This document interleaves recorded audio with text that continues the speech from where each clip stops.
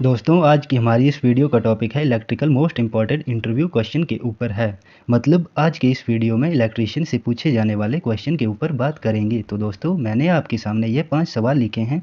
इन सभी सवालों का जवाब मैं आपको इस छोटी सी 5-6 मिनट की वीडियो में दे दूंगा। वीडियो को स्टार्ट कर लेते हैं। आज का हमारा पहला सवाल है, आइसोलेटर और सर्किट ब्रेकर में क्या अंतर होता है।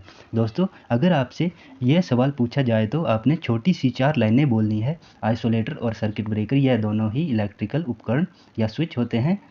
मतलब कि यह सर्किट को ऑन या ऑफ करने के लिए उपयोग में लिए जाते हैं। लेकिन बाद कि यह लाइन इन दोनों के अंतर को बता रही है, लेकिन आइसोलेटर हमें किसी भी फॉल्ट से सुरक्षा नहीं देता है।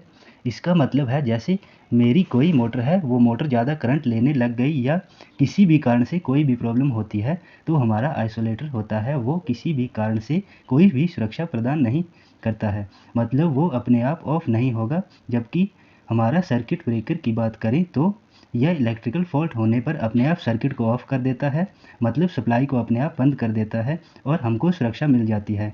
सर्किट ब्रेकर के अंदर कौन कौन से उपकरण आते हैं तो सबको पता है, जैसे हमारी एमसीबी, एमसीसीबी, ईएलसीबी, आरसीसीबी, यानी जिनके भी लास्ट में सीबी आ रहा है वो हमारे सर्किट ब्रेकर होते हैं। अब आपको पता चल गया आइसोलेटर और सर्किट ब्रेकर में क्या अंतर होता है।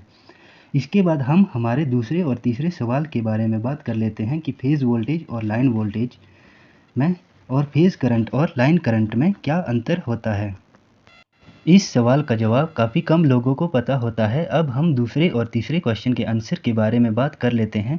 दोस्तों हम दूसरे सवाल की बात कर लेते हैं कि फेज़ वोल्टेज और लाइन वोल्टेज में क्या अंतर होता है। तो यह इसका आंसर लिखा हुआ है कि जब हम किसी फेज़ वायर और साथ में किसी न्यूट्रल के बीच वोल्टेज को मेजर करते हैं तो वह हमारा फेज़ वोल्टेज कहलाता है। मतलब कि आर वाई बी 3 फेज़ हो गए हैं और मेरे इस फेज़ के साथ में और न्यूट्रल के साथ में वोल्टेज को मेज़र करता हूं तो ये कहलाएगा मेरा फेज़ वोल्टेज। अगर मैं इस फेज़ के साथ दूसरे फेज़ या तीसरे फेज़ की वोल्टेज मेजर करूंगा तो वो हमारा लाइन वोल्टेज कहलाएगा। मतलब आर फेज़ और वाई फेज़ के बीच में मेजर करूंगा तो वो लाइन वोल्टेज कहलाएगा। दोस्तों इसके बाद हम तीसरे सवाल की बात करते हैं जो कि फेज़ करंट और लाइन करंट में अंतर क्या होता है। इसके जवाब के लिए आप यह परिभाषा बोल सकते हैं। कभी भी आपसे फेज़ करंट के बारे में पूछा जाए तो आप बोलेंगे जब हम किसी फेज़ वाइंडिंग से बहने वाले करंट को मेज़र करते हैं तो वह फेज़ करंट कहलाती है। आप सिर्फ इतनी सी लाइन बोलेंगे तो भी आपका काम हो जाएगा। लेकिन ये जो मेरी आर वाइंडिंग है और ये जो मेरी वाई वाइंडिंग है, इसमें से जो आर फेज़ और वाई फेज़ है इसके इस जगह पर करंट चेक करूँगा तो ये मेरा फेज़ करंट होगा। कभी भी आप फेज़ करंट को शो करते हैं तो उसके नीचे लिख देते हैं IPH फेज़ करंट। और दूसरा है दोस्तों लाइन करंट किसे बोलते हैं। तो लाइन करंट भी सिंपल है।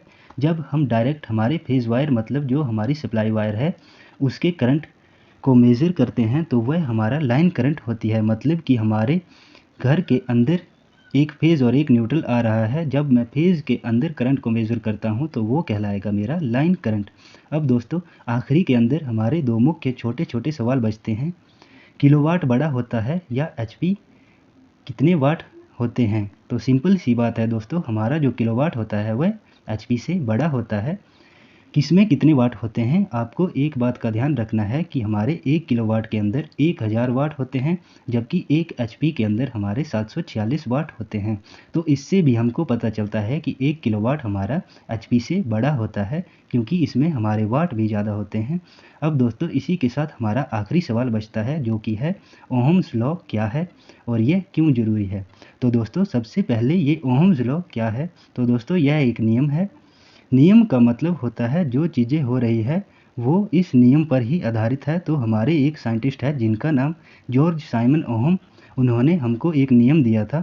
उस नियम को इनके नाम से ही जानते हैं जिसको हम बोलते हैं ओहम का नियम। आखिरकार ओहम का नियम हमें क्या बताता है। ओहम का नियम हमें बहुत ही सिंपल सी चीज़ बताता है। हम सभी को पता है कि हमारे गणित के अंदर क्या बोलते हैं, 2 + 2 कितना होगा। मतलब कि 2 और 2 को जोड़ेंगे तो 4 हो जाता है और 2 और 3 को गुणा करेंगे तो 6 हो जाता है।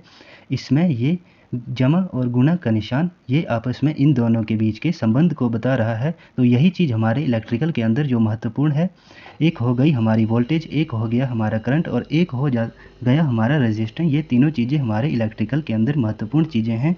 इन तीनों चीज़ों के बारे में संबंध को दर्शाता है। ये हमारे जॉर्ज साइमन ओहम ने बताए थे। इस संबंध के अंदर उन्होंने हमें क्या बताया था, उन्होंने बताया था कि कभी भी हम करंट और रेजिस्टेंस I इंटू R इन दोनों को आपस में मल्टीप्लाई कर देते हैं तो हमारी जो वैल्यू आ जाती है वो आ जाती है हमारे वोल्टेज की वैल्यू। तो आगे से कोई भी आपसे ये क्वेश्चन करे कि आखिर ओहम का नियम क्या होता है, तो आपको सिर्फ यह सिंपल सी लाइन बोलनी है, हमारा जो ओहम का नियम होता है वो वोल्टेज, करंट और रेजिस्टेंस के बीच संबंध को बताता है हमारे इलेक्ट्रिकल सर्किट के अंदर। तो यही चीज़ है हमारा ओहम का नियम। और अगर वो ओहम नियम का फॉर्मूला पूछे तो आपको बोलना है V = I इंटू R। तो दोस्तों, जानकारी अच्छी लगी है तो वीडियो को एक लाइक और इसी तरह की इलेक्ट्रिकल वीडियोज़ को हिंदी में देखने के लिए हमारे चैनल को सब्सक्राइब ज़रूर कर दें।